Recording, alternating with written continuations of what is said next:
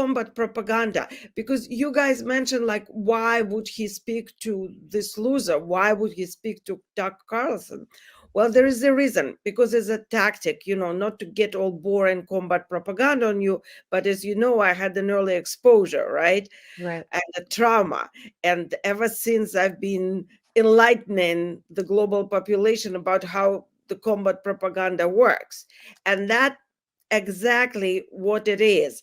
He has a goal, he, meaning Putin, has a goal, is to normalize his crimes and glorify him at the internal market, because the elections are forthcoming in Russia, by faking respect and recognition, kind of a global scale.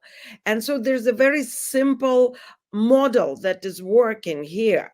So, and you could see it in any other happening like this. First, there's a false claim or a story, like Tucker Carlson is interviewing Putin and it's so real. Within the story, Putin will infuse certain narratives or certain mini narratives.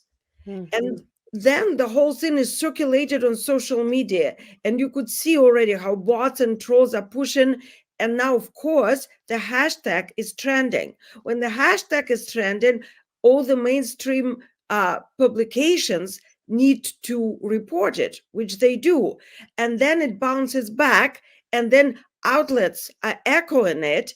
And then, lo and behold, there's a public discussion, and there are all kind of experts, historians, like all kind of public figures, laymen offering their opinions, and it echoes back to the echo chamber on the Twitter, on Facebook, whatever social media, which, by the way, are banned in Russia. Twitter is banned in Russia, ironically. So technically, Russians are not allowed to watch it.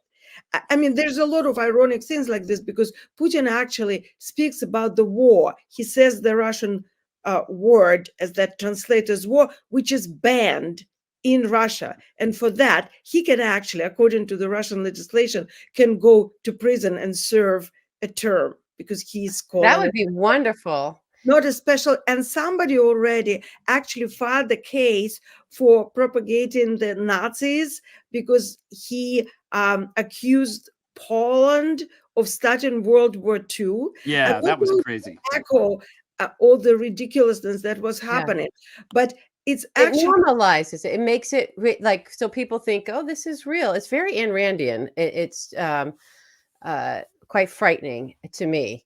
Well, it's engineered this way. Yeah. There are these tiny, minuscule narratives that are being injected in your mind. If you are not trained, if you're not prepared, funny as it is, it's better to fall asleep to something else. I don't know, fall asleep to my interview today.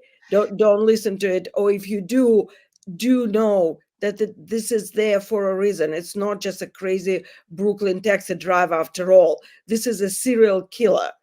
Yeah. And a murderer and a dictator. And he's there for a reason, brainwashing you.